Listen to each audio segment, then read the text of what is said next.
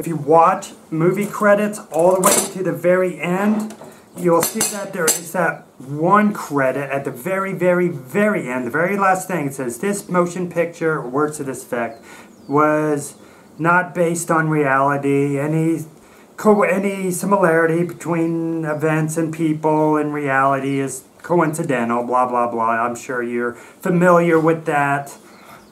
I was reading that and I was thinking, what?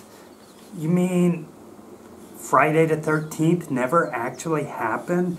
Jason never actually drowned in that lake, Crystal Lake, while the counselors were having sex? I feel, yeah, I don't, kind of put me into an existential crisis almost. And Avengers, Age of Ultron, that never happened? What? It really, really got me to thinking, you know? If I ever make another movie, and maybe someday I will, maybe there'll be a Buttcrack 2, maybe there'll be others, I don't know. Future's not really certain right now, never was.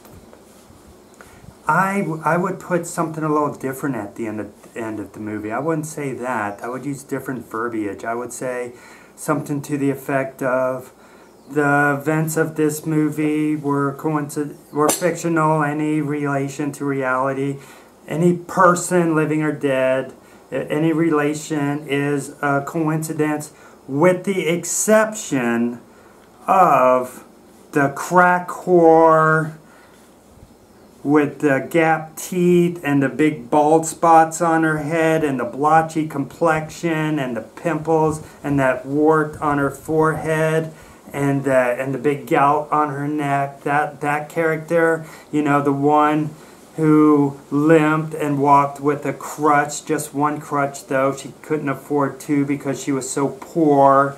They found her in the gutter somewhere and they tossed her some old hot dog buns because they could tell she was hungry. And then a dog came and peed on her, and then she tried to get up but she fell down, and then it started to rain and she got all wet, and then she got pneumonia, and then she was really sick, and people would just walk by and they didn't care about her, and trucks would drive by and splash water on her, and children would point and laugh at her, and bad things would happen to her. She couldn't do anything right. She talked with that speech impediment, and she had that hair lip, and she only had one breast because a dog ate one of them off, and she didn't have all her toes because one of them fell off because she had diabetes, and she was very unliked in the community.